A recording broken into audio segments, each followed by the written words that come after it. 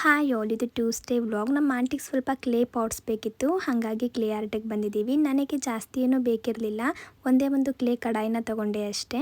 ಹಾಗೆ ಇವತ್ತು ನಾನು ವೇರ್ ಮಾಡಿರೋ ಈ ಡ್ರೆಸ್ನ ಶ್ರೇಷ್ಠ ಕಲೆಕ್ಷನನ್ನು ಇನ್ಸ್ಟಾಗ್ರಾಮ್ ಪೇಜಿಂದ ತರಿಸ್ಕೊಂಡಿದ್ದೀನಿ. ಡೀಟೇಲ್ಸ್ನ ನಾನು ಪಿನ್ ಮಾಡಿರ್ತೀನಿ, ನೀವು ಚೆಕ್ ಮಾಡ್ಕೊಳ್ಳಿ. ಹಾಗೆ ರಾತ್ರಿ ಊಟಕ್ಕೆ ಸಾಮೆನ ಬಳಸ್ಕೊಂಡು ಮೊಸರನ್ನ ಥರ ಮಾಡ್ಕೊಂಡು ಬಿಡೋಣ ಅಂತ ರೆಡಿ ಮಾಡ್ಕೊತಾ ಇದ್ದೀನಿ. ಈ ಸಾಮೆ ಅಥವಾ ಲಿಟಲ್ ಮಿಲೆಟ್ನ ಒಂದು 4 ಅವರ್ ನೆನೆಸಿ 1 ವಿಷಲ್ ಕೂಗಿಸ್ಕೊಂಡ್ರೆ ಸಾಕು, ಬೇಗನೆ ಬೆಂದೋಗ್ಬಿಡುತ್ತೆ. ಇದಕ್ಕೆ ಮಾಮೂಲಿಯಾಗಿ ಮೊಸರನ್ನ ಮಾಡಲಿಕ್ಕೆ ನಾವೇನೇನೆಲ್ಲ ಹಾಕ್ತೀವಿ ಅಷ್ಟನ್ನು ಹಾಕಿ ಒಗ್ಗರಣೆ ಹಾಕೊಂಡ್ರೆ ಆಯಿತು.